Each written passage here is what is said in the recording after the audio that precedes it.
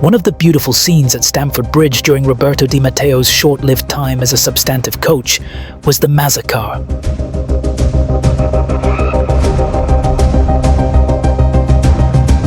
The name MaZaCar was a portmanteau derived from the first letters of the surnames of three Chelsea football players, Juan Mata, Eden Hazard and Oscar, who formed a dynamic attacking trio during the 2012-13 season. It was coined by Chelsea fans to celebrate their flair and attacking prowess, phonetically resembling a catchy, evocative term, massacre. What a ball, the pass, Mata's in! Doesn't matter now what... Mata, the midfield magician with a golden touch, swapped Valencia for Chelsea in August 2011 for £28 million. Having worked wonders alongside David Villa and David Silva at the Mestalla, he quickly won over the Stamford Bridge crowd, nabbing the club's Player of the Year award in his electric 2011-12 debut. A season after he joined, Chelsea signed two of his attacking partners, Hazard and Oscar. First came the nimble-footed Belgian forward, Eden Hazard, signed from Lille. He joined with a respectable reputation in France as a superstar, recognised as one of Ligue 1's best players and a generational talent. His accolades, including two Ligue 1 Young Player of the Year awards and a League and Cup double with Lille, strongly supported that reputation.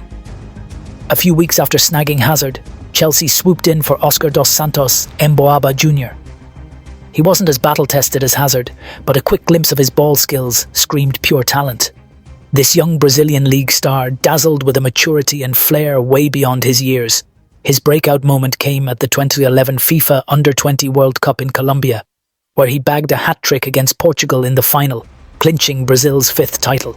He kept shining at the 2012 London Olympics, weaving magic alongside Neymar, Thiago Silva and Hulk, only to fall short of gold against Mexico. Fresh from Internacional in Brazil, Oscar landed at Chelsea with zero European experience and a wiry frame that sparked doubts about surviving the Premier League's rough and tumble. Towering midfield giants like Yaya Touré, Patrick Vieira and Michael Essien had set a bruising standard, making fans wonder if this slight playmaker could handle the heat. But this was the type of football Oscar was exposed to and grew accustomed to during his formative years in Brazil. Unlike Kevin De Bruyne, Romelu Lukaku and Mohamed Salah, who needed loan spells to polish their craft, Oscar slotted in with ease. His move to the English game was strikingly smooth, though Eden Hazard adapted even quicker, piling up goals and assists while mastering the league's speed and grit, swiftly winning over the fans. Oscar, on the other hand, brought a special weapon to Chelsea's midfield: pinpoint long-range shooting. Oscar is going to try his luck again! Oh, that's even better! That is world-class! The Blues weren't short on distance shooters with Frank Lampard still in the squad. For years, his long-range screamers had been bedrock of Chelsea's success. The only known distant shooters apart from Lampard at that point was David Luiz, but as a defender, his role wasn't primarily offensive. In late September 2012, Di Matteo fielded the three midfielders together for the first time against Stoke City.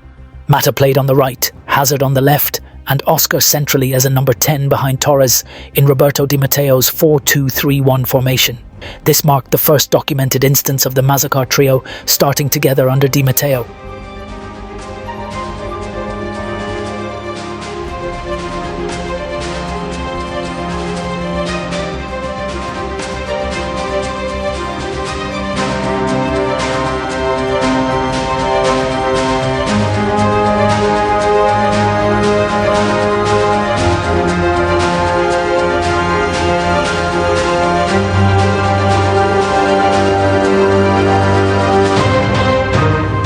It sparked a 5-game winning run until they were halted by Shakhtar Donetsk at Donbass in the UEFA Champions League and in the following league game by Manchester United.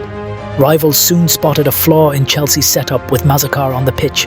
The MaZaCar trio's free-flowing style, while offensively brilliant, left Chelsea defensively vulnerable, which their opponents noticed and began exploiting.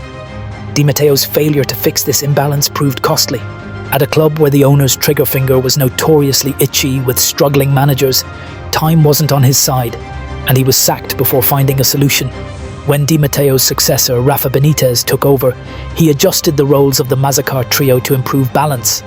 For instance, Oscar was occasionally positioned deeper or wider to contribute defensively, while Mata and Hazard were given freedom but encouraged to track back.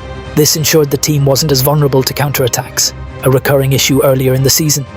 Moreover, Benitez often deployed Victor Moses as a right winger or wide forward in his 4-2-3-1 system.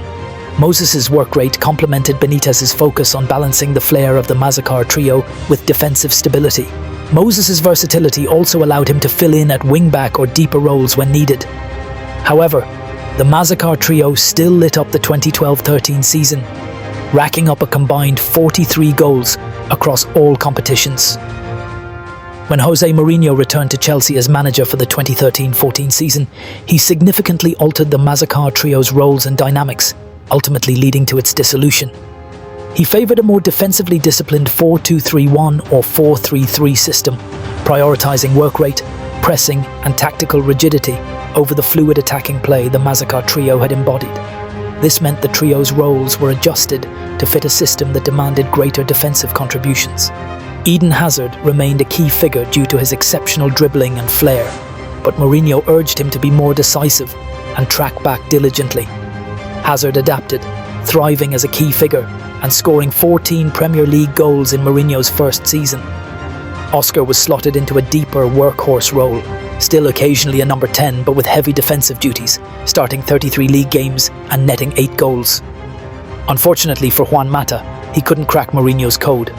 His creative flair didn't mesh with the high-pressing defensive demands, and Mourinho wasn't shy about it, reportedly wanting players who could press and recover the ball quickly. Juan Mata, about why he wasn't playing, about where he was playing, about what you wanted him to do. Do you see from your perspective your role as trying to fit him into a system, or how do you see that? Because that's something that does play out in the media and amongst the fans. I always say this, there are fantastic players, but sometimes the fantastic players are more fantastic to a certain system, to a certain way of play, and less fantastic in a certain way of play, in a certain model of play. He's an unbelievable player, a fantastic boy.